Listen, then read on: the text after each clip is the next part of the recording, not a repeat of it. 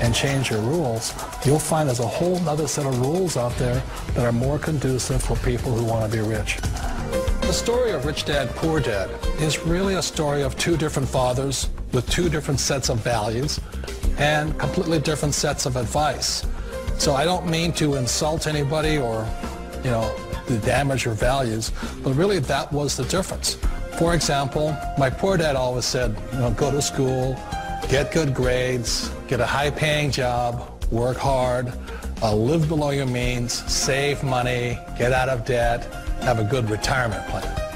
And that was my poor dad's values. My rich dad said, you probably won't get rich doing that way because very few people get rich following that plan.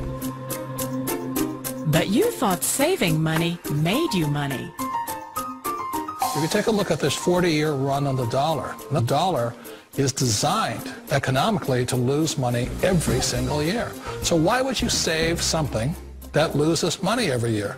And what this means for somebody on retirement plans is that after you retire, the value of your dollar goes down and your cost of living keeps going up. To my rich dad, that was bad advice and made no sense. Again, it was different value. An important diagram my rich dad showed me when I was a little boy was a diagram known as a cash flow quadrant.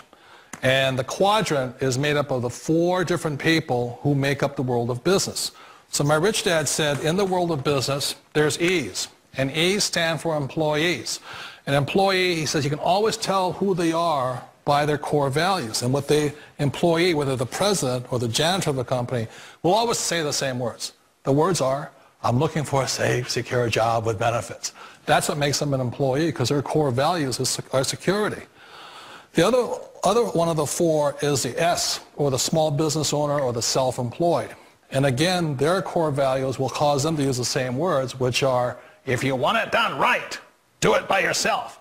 S means they're also solo. They're generally one-person act, or they operate by themselves. On the right side of the quadrant are the B's. And what Rich Dad said the B stood for was big business, or like Bill Gates. Forbes defines big business as 500 employees or more. And their words are different. They say, I'm looking for a good system, a good network, and the smartest people I know to help run my business. So they're unlike the S. They don't want to run the company by themselves. They want smart people to run their companies for them. And then the 4th of the quadrant is the I, and I stands for investor. These are people who have money work hard for them. These people are people who have people work hard for them. And these are the people that work hard for the rich here. So early on in my life, it was my poor dad who always said to me, Robert, go to school and get a high-paying job. And so my poor dad's core value was to be an employee. He wanted job security, promotions, a steady paycheck, and all this.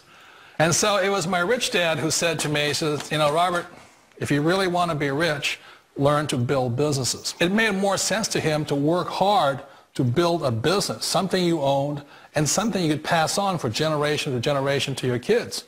Whereas my poor dad said work hard, but my rich dad said, why would you work hard for something you'll never own and you can get fired from right away? Again, that was the difference in values. So my rich dad suggested I learn how to be a business owner and learn how to be an investor. And that's one of the big differences. On this side of the quadrant, these people here work for security. They work for money also. On this side over here, their key value that they want is they want freedom.